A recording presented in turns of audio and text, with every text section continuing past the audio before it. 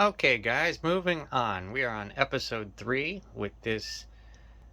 This is the MPC 53 Ford Double Flip pickup because the bed flips up and the hood flips up. But hey, surprise, neither one of them worked out of the box. We got work to do. If you recall, the problem we were having with the bed here is that if you look up under there, you got the pistons which allow the bed to raise and lower on the front. But we got a tire problem here. We've got the corner of the fender is pushing on the tire. So when you raise the bed up, nothing's glued on. By the way, nothing is glued on. This is all mocked up. Even the engine isn't glued on there yet. But when you raise this up, the back of the fender hits the tire, and since it's not glued on, the whole bed moves backwards on the frame. And so the hinge part, which is back here under there, falls off the frame. It's behind the frame right now with the bed raised, and so it won't work. If you glue it on and try to raise the bed, this will hit the tire and the bed won't raise. So what I have to do is I have to cut this fender or leave the wheels off. So what I'm going to do is I'm going to cut with the Dremel a line from here, right about here, and I'm going to try to keep it curved and make it look as good as I can, but then cut a straight line down to right about halfway through here, the bottom of the fender. And if that's not enough, we'll go all the way to the back, but I'm hoping about halfway through would be enough. And so we're about to cut into this nice black paint. I've never had a problem with like heat doing bubbling and everything like that. I've cut a painted plastic surface before with no trouble with the Dremel, and so I'm hoping we don't have any trouble. But given everything else that's happened on this kit, I expect lots of trouble. Anyway, that's what we're doing next. Next scene should be interesting. Oh yeah, by the way, don't buy this kit. Okay, so here is where we're at on the fender rubbing the tire problem. So as you can see, I cut it out in the back there. Wish I had grabbed my pointer before, because I'll never be able to find it. You know what I'm talking about. So it's cut out. It looks a little silly, but that's the only way the bed is going to raise and lower without hitting the tire. Now I know it's not centered anymore. It's because it's not actually glued on yet. You kind of look up underneath there. When it's glued on properly, I hope it's going to be a bit more centered. But it does work now. Let's see here. Okay. So, as you raise it, it clears. And we're set. And so that takes care of the problem back there. I will glue it on now. I think I'll glue it on now. As you can see, you might be wondering, I think it's going to, when I glue on the bumper, I think it's going to miss it. But if it hits it, I don't know, I'll probably just leave the bumper off at this point. There's going to be a few things that are not going to be done properly because, yeah, this kit is wearing out its welcome. Now on the front here, you can see that I did the anodized treatment to the grill, and it came out pretty spectacular. Now, whether or not, and yeah, look at the whole thing with the blower and all that. But the hinge situation is not resolved up there. That's just sitting there. And then I find out as I'm setting the cab on there, I will, well, let me show you that real quick. When the cab is on there, you know, it looks, it's starting to look like it's supposed to. Except that when you put the interior tub in there, it doesn't go down far enough, and so I've got to trim around the top of the dash. I've got to trim the corners off to get it to go up there because it's hitting the glass, and then it will. So some progress. Let's see what I can do next. The next will be I guess I'll start gluing these sections on. And as soon as I resolve the problem with the interior tub, I'll glue the middle on, and then we'll just have the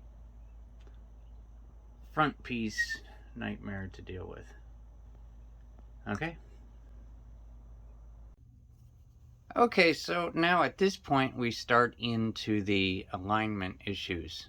What we have is I have the bed hinge glued on, and so basically that means the bed can't come off now. But it works. Let's see here. Ta-da. See there? So it comes up and goes down, but here's what we're seeing here. See right there? It is something fell. Right there, it is hitting on the tire, and so it's not letting it shut all the way here. And so we don't have a straightness that we require. And looking at the box, you can see they definitely raised it up. They probably put something on top of the hinge in the back there to get that higher so that it can close, but they didn't tell us what they did or modify the part so that we could do it with just kit parts. We have to modify. Now moving forward to the hood there, that doesn't look right. I have a number of things to do there. I don't know exactly what, but so it does its thing. But that hinge point might have to be moved up a touch. The hinge point is, you can see it right there. Right at the base of that radiator on the side.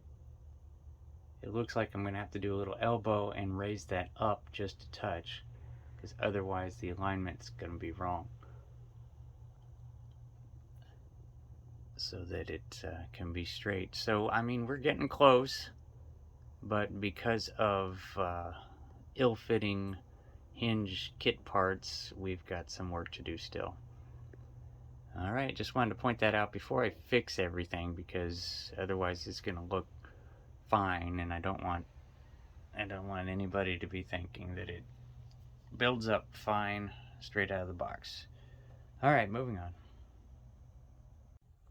Okay, so this is what I came up with. That is a piece of I had straightened out a paper clip, is what that is. And I took a little piece of it and super glued it onto the chassis there. And it does stick out enough to hold on to those silly hinges in there. So let's put it on there, see how it looks. I've already test fitted it and it does work. So let's do that.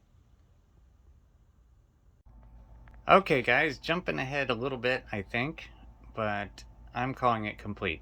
This is the end. The end of this kit. Yay! Anyway, let's look over a couple of things. Something I noticed at the end.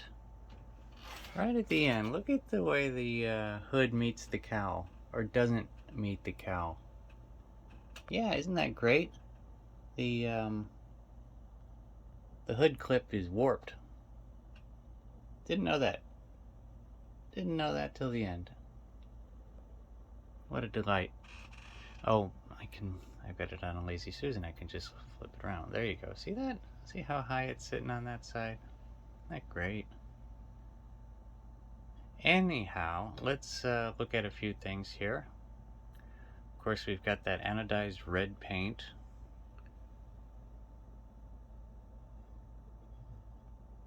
And looking in there, I did the steering wheel the same way. And the rear bumper. Now, we had decided not to put the headache rack in there. If you can see it here on the box, there's a headache rack behind the cab, And I had painted it and everything, but it looks absolutely terrible. So we didn't put it on.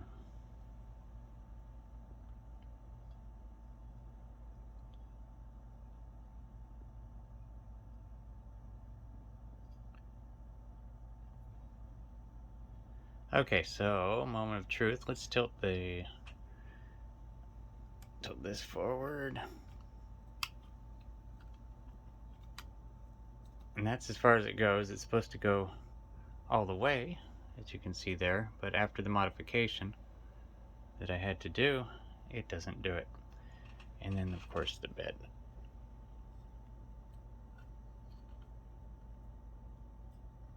And there you go.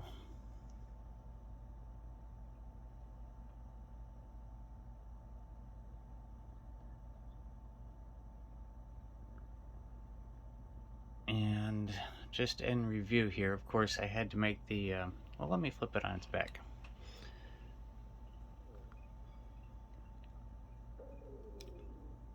Okay. A little bit of review there. If you remember there, see how far out I had to make those slicks stick out there. That was to clear the bed when it closes, because otherwise the inner part of the well, inner part of the fender well on the bed was hitting the tire. So I just had to stick them out like that. But there's the undercarriage. Really good looking undercarriage.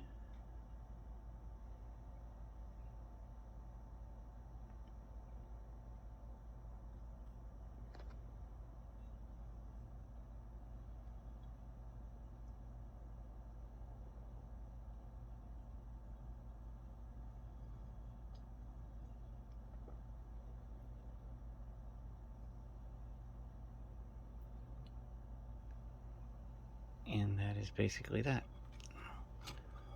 Ta-da, ta-da, and ta-da. Done! Alright, finally move on to the next one. This was the Ron Stewart tribute build. I hope Ron likes it. Don't feel bad, Ron. It was the kit's fault that the kit was such a problem. I was happy to build this in tribute to you and your patronage on YouTube. I hope you like it. And that's it. Moving on. Oh yeah, just a reminder. Don't buy this kit. Don't even think about it. Lousy, lousy, lousy. Okay, bye everybody.